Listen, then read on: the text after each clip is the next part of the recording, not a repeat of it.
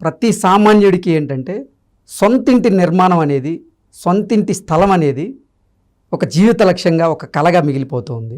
కొంతమంది దగ్గర ఆ కళను సాకారం చేసుకోవడానికి డబ్బులు ఉండొచ్చు, కొంతమంది దగ్గర డబ్బులు ఉండకపోవచ్చు, కొంతమంది దగ్గర మరీ తక్కువ డబ్బులు ఉండొచ్చు. అలా తక్కువ బడ్జెట్లో సొంత ఇంటి కోసం ఒక స్థలాన్ని ఏర్పాటు చేసుకోవాలి అంటే ఏం చేయాలి? అటువంటి వారికి మీరు ఇచ్చేటువంటి సలహా ఏంటి అంటే ఏం చెప్తారు? దీనికి ముందు మీకు ఒక సామెత చెప్పి దానికి వస్తాను. ఓకే. ఈ దేశంలో పుట్టిన ప్రతి అబ్బాయికి కృష్ణాలు అంటాడు, లేకపోతే నాలంటాడు, ఈయనలు అంటాడు, అమ్మాయి ఎక్కడో పుట్టే ఉంటుంది. ఓకే. ఒకప్పుడు ఎవరో అన్నారంట, నేను పుట్టకపోతే నీకు భార్య దొరకదు అని. అది రాంగ్. ఈ అమ్మాయి కాదు ఇంకో అమ్మాయి, ఇంకో అమ్మాయి కాదు ఇంకో అమ్మాయి, అలాగే అమ్మాయికి అబ్బాయి దొరుకుతాడు. ఎక్కడో రాసి పెట్టి ఉంటుంది. అది ప్రపంచంలో ఉందా, ఇండియాలో ఉందా, అమలాపురంలో ఉందా మనకు తెలియదు. ఒకటి. సో ఇది ఎందుకు చెప్తున్నానంటే, మీరు అడిగిన క్వశ్చన్ లింక్ చేస్తున్నాను. మన Hyderabad one of the fastest city growing in India and lowest effort, అంటే అఫోర్డబుల్ రేట్లో చాలా తక్కువ రేటు దొరికేది రియల్ ఎస్టేట్ మందే. మనకు ఉన్న అడ్వాంటేజ్ అంటే హైదరాబాద్కి 4 పక్కల గ్రో అవుతుంది. The best. చెన్నైకి కానీ ముంబైకి కానీ ఈ అవకాశాలు లేవు, ఎందుకంటే బాంబేకి కానీ సీ అంటే ఓషన్. సో దానివల్ల ఏమవుతుంది, మన హైదరాబాద్కి ప్రతి ఒక్కటి చూపు హైదరాబాద్ అనేది పడింది. ఇప్పుడు చాలామంది ఏమనుకుంటే మన గవర్నమెంట్ వచ్చింది కదా మార్కెట్ పడిపోద్దండి. ఎందుకు పడిపోతుంది? మన లోకల్ కొనేవాళ్ళు 20-30%, 70% బయట వాళ్ళు కొన్న, వాడికి ఏం జరుగుతుందో తెలియదు. ఇక్కడ హైదరాబాద్ అనేది ఒక, మీరు చూసుకుంటే మెనూస్లో, హోటల్ మెనూస్లో చూసుకుంటే ప్రపంచంలో ఎక్కడికి వెళ్ళినా హైదరాబాద్ బిర్యానీ అని పెడతాడు. గుజరాత్ బిర్యానీ, రాజస్థాన్ బిర్యానీ ఎక్కడ చూసారు మీరు? బట్ హైదరాబాద్ బిర్యానీ వరల్డ్, అమెరికాలో వెళ్ళినా ఉంటుంది. అవును, that is the famous. So Hyderabad 3 ఆటలకి ఫేమస్ అని చెప్తుంటారు జనరల్గా. Number 1 Hyderabad biryani, Paradise. Number 2 Karachi biscuits. Number 3 doctor Nandi Rameshwara Rao. Okay. ఎందుకంటే హైదరాబాద్లోనే మనం సెటిల్ అయ్యారు. So coming back to your question, ప్రతి ఇన్వెస్టర్కి, ప్రతి బయర్కి ఆయనకున్న అఫోర్డబిలిటీ బట్టి మీరు, మన రేవంత్ రెడ్డి గారు ఏం చేశారు, అర్బన్, సబర్బన్, రూరల్ అని 3 భాగాలుగా స్టేట్ని విభజించారు. సో సిటీ ఇప్పుడు బంజారాహిల్స్ మనం కూర్చున్న ఏరియా, నేను రోడ్ నెంబర్ 3 TV9 ఉన్న దగ్గర 3 నుండి 4 లక్షలు పర్ గజం. ఓకే. 3 నుండి 4 లక్షలు పర్ స్క్వేర్ యార్డ్. అది ఇవాళ కొన్నాం అనుకోండి, 5 సంవత్సరాల తర్వాత ఎంత అవుతుంది? ఒక 30-40 వేలు పెరుగుతుంది, అంతకంటే ఎక్కువ పెరగదు. ఇదే నేను 5,000లకు కొన్నాను అనుకోండి 70 కిలోమీటర్ దూరంలో, అది 10 సంవత్సరాలు 50,000 అవుతుంది. 50,000 అయితే 40,000 అవుతుంది. అంటే 5,000 300%, 400%. సో మనకి పిండి కొలిది రొట్టి, జితనా ఆట ఉత్తనా రోటీ అనే సామెత ఉంది మనకి. సో చాలామంది తెలియని రహస్యం ఏంటంటే, నా దగ్గర 15 లక్షలు ఉంటే ప్లాట్ రాదు, ఎందుకంటే శంకరపల్లిలో కొనుక్కోవాలంటే 50,000 గజం. 50,000కి 10 లక్షలకి ఎంత వస్తుంది ల్యాండ్ తెలుసు, అది ఎందుకు పనికిరాదు. సో మనకి డబ్బులు ఎఫోర్డబిలిటీ అన్నట్టు 2 ఆప్షన్స్ ఉన్నాయి. ఒకటి సిటీకి దూరంగా వెళ్తున్న కొలిది, ఇప్పుడు మీరు సపోజ్ బెంగళూరు హైవే బాగా నడుస్తుంది. బెంగళూరు హైవే అంటే ఏంటి, శంషాబాద్, కొత్తూరు, నందిగామ, షాద్నగర్, బాలానగర్, జడ్చర్ల, ఈ స్ట్రెచ్. అట్లా ప్రతి దగ్గర కూడా విజయవాడ హైవే, వరంగల్ అవన్నీ ఉన్నాయి. ఇప్పుడు హ్యాపెనింగ్ ఏరియా మొన్నటి వరకు శ్రీశైలం హైవే ఉండేది. ఈ ఫార్మాసిటీ రద్దు వల్ల కొద్ది డిస్టర్బెన్స్ అయ్యి కొద్దిగా స్లో డౌన్ అయింది. బట్ ఇప్పటికీ బెంగళూరు హైవే, ముంబై హైవే చాలా ఫాస్ట్గా ఉంది. ఇప్పుడు Shadnagar is around 50 kilometres from main city.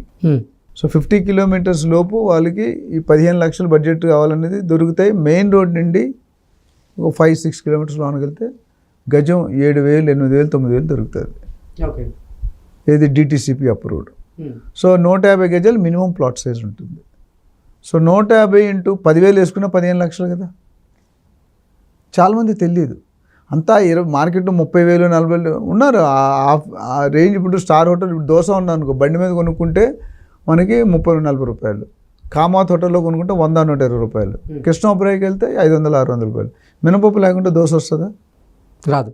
But ఏంటంటే life style, ambience, neighbouring, culture ఇవన్నీ కూడా తేడా వస్తాయి. సో అదేవిధంగా తక్కువ బడ్జెట్ ఉన్న వాళ్ళు 2 ఆప్షన్. ఒకటి డైరెక్ట్గా కొనుక్కోవచ్చు. సపోజ్ వాడి 10 లక్షలే ఉన్నాయి, ఉద్యోగం చేసుకుంటాడు, ఒక 50-60 వేలు జీతం, అటు లోన్ వస్తుంది. 10 లక్షలు లోన్ తీసుకొని 10 లక్షలు పెట్టుకుంటే 20 లక్షలు. సో ప్లాట్ అనేది సొంతింటి కళ అనేది ఆగిపోదు. దాన్ని కరెక్ట్గా ఫైనాన్షియల్ అడ్వైస్ తీసుకొని, లేకపోతే మాలాంటి రియల్ ఎస్టేట్ ప్రొఫెషనల్స్ దగ్గరికి వస్తే వాళ్ళని గైడ్ చేస్తారు. ప్రతి బడ్జెట్కి ప్లాట్ ఉంటుంది. అది ఎక్కడ ఉంటుంది అనేది మనం ఒకటే స్పాట్లో, ఇప్పుడు షాద్నగర్, శంషాబాద్ దగ్గర మనం 10,000 కొనలేము. మనం అక్కడ ఆల్రెడీ 1 lakh అయిపోయింది రేటు. సో సో అది శంషాబాద్ ఈజ్ 35 కిలోమీటర్స్. ఇంకో 35 వెళ్తే ఆ ₹1,00,000 కాస్త 10,000 మిగులుతుంది. ఓకే సార్, కొంతమంది 5 లక్షలు బడ్జెట్ పెట్టుకుంటారు, కొంతమంది 10 లక్షలు బడ్జెట్ పెట్టుకుంటారు, కొంతమంది మీరు అన్నట్లుగా 15 లక్షలు బడ్జెట్ పెట్టుకుంటారు. 5 లక్షలు బడ్జెట్ పెట్టున్న వాళ్ళకి ఫ్లాట్లు వచ్చే అవకాశం ఉందా? ఏ ఏరియాలో వస్తాయి, ఏ ఏరియాలో తీసుకుంటే మంచిది? అంటే మీరు సిటీకి ఇప్పుడు జనరల్గా నేను చెప్పినట్టు జిహెచ్ఎంసి, హెచ్ఎండిఏ, డిటిసిపి, జీపీ వ్యత్యాసం ఏంటంటే సిటీ నుండి మున్సిపల్ లిమిట్స్ నుండి అంటే main city Banjara Hills, Srinagar colony ఇక్కడ నుండి ఒక 25-30 కిలోమీటర్స్ మున్సిపల్ లిమిట్స్లో వస్తుంది. అక్కడ నుండి ఇంకో 35 కిలోమీటర్స్ హెచ్ఎండిఏ వస్తుంది. ఓకే, అక్కడ నుండి ఇంకో 30-40 కిలోమీటర్లు డిటిసిపి వస్తుంది. 100 కిలోమీటర్ దాటితే జీపీ అంటారు, గ్రామ పంచాయతీ. స్లోగా తీసేస్తున్నారు. సో మీకు కావాలంటే ఫామ్ ప్లాట్స్ అనేది జనరల్గా 2,000-3,000 నుండి 5,000 రూపాయలకి పర్ గజం దొరుకుతుంది. Form plots where you cannot do construction, 10% construction. Farm house అనేది కాన్సెప్ట్ వీకెండ్ కాన్సెప్ట్. రిసార్ట్స్ ఉంటాయి కదా, ప్రగతి రిసార్ట్స్ అని, ఇంకా డ్రీమ్ ల్యాండ్స్ అనేవి చాలా ఉన్నాయి. ఆ రిసార్ట్స్లో మీరు వీకెండ్ సాటర్డే వెళ్ళిపోయి సండే ఉండి మండే రావడానికి. సో రెగ్యులర్గా ఉండడానికి ఇప్పుడు మీరు 110 కిలోమీటర్లు వెళ్ళి అక్కడ ఇల్లు కట్టుకొని ఉన్నా మీరు ఇక్కడ వచ్చి రాలేరు, సిటీకి రాలేరు, స్ట్రైన్ అయిపోతారు. నువ్వు 2-వీలర్ బైక్ మీద వచ్చి 2 గంటలు ఇటు 2 గంటలు అటు ట్రావెల్ చేస్తే your life span will reduce. So అందరినీ ద్రాక్ష పండు పుల్లగా ఉంటుంది అని మా నాన్నమ్మ గారు చెప్పేవారు. మన ద్రాక్ష పండు చెట్టు అందినంత వరకు తీగ ఉంటుంది, అందరినీ పుల్లగా ఉంటుంది అని వదిలేదు. సో నేను అది ఎందుకు చెప్తానంటే మన ఎఫర్డబిలిటీ బట్టి మన ప్లానింగ్ ఉండాలి. ఇప్పుడు మన లెవెల్ చూసుకో, మనకి తినడానికి పప్పు అన్నం తినడానికి లేదా మన బిర్యానీకి ప్లాన్ చేస్తే ఎట్లా? మన లెవెల్ బట్టి మనం ప్లాన్ చేసుకోవాలి. మన ఆలోచన, మన అవసరం మనకి ఆలోచన అనే విధానం నేర్పుతుంది. సో 5 లక్షలు కొన్ని కూడా దూరంగా వెళ్తే దొరుకుతుంది. ఎంతో కొంత ఒక గుంట అంటే 121 స్క్వేర్ యార్డ్స్ దొరికిపోతుంది. 121లో ఇల్లు కట్టవచ్చు, 1000 గజాలు ఇల్లు కట్టవచ్చు, ఎకరంలో ఇల్లు కట్టవచ్చు. మన స్టేట్ ఆఫ్ అఫైర్స్ 1 గుంట లేదా 2 గుంటాస్. సో దొరుకుతాయి. 5 లక్షలు అంటే దూరంగా వెళ్ళాలి. ఒకటే వాళ్ళు డబ్బులు ఎంత తక్కువ ఉంటే అంత దూరం వెళ్ళాలి, డబ్బులు ఎంత ఎక్కువ ఉంటే అంత దగ్గర ఉంటుంది. సో వాళ్ళకి ఎక్కడ ఉంటాయి, ఏం దొరుకుతాయి అనే దానికి గైడెన్స్ కావాలంటే మనల్ని సంప్రదిస్తే మనం వాళ్ళని గైడ్ చేస్తాం. మనకు అపాయింట్మెంట్ తీసుకోవాలి, 1 అవర్ స్లాట్, నామినల్ ఫీజు ఉంటుంది సీరియస్నెస్ చూడడానికి. వాళ్ళకి 1 అవర్ స్పెండ్ చేసి వాళ్ళ ప్లానింగ్ ఏంటి, అసలు శాలరీ ఉందా, లోన్ వస్తుందా, సిబిల్ రేటింగ్ ఏంటి, ఇవన్నీ చూసి వాళ్ళు కరెక్ట్ గైడెన్స్ ఇచ్చి, ఒకవేళ వాళ్ళ చేతిలో 5 లక్షలు ఉంటే 5 లక్షలు లోన్ తీసుకునేటట్టు ప్లాన్ చేసి, 5 లక్షలు ఉందంటే 10 లక్షలు లోన్ వస్తుంది. అప్పుడు కూడా 150 గజాలు సిటీలో అంటే 60-70 కిలోమీటర్లు దొరికిపోతుంది మీకు. ఓకే. సో హైవే ఫేసింగ్ ఎప్పుడు కూడా ఎక్కువ ఉంటుంది. హైవే నుండి లోన్కి వెళ్తే రేట్ తగ్గుతుంది. ఇప్పుడు for example main highway commercial 30,000 ఉంది, ఒక 1 కిలోమీటర్ వెళ్తే 15,000 ఉంది, 3-4 కిలోమీటర్స్ వెళ్తే 8,000 ఉంది, 10 కిలోమీటర్స్ వెళ్తే 3,000 ఉంది. So it depends upon what is your affordability. Okay sir, మీ అమూల్యమైనటువంటి సలహాలను, సూచనలను మా ప్రేక్షకులకు అందించారు. Thank you so much. Thank you.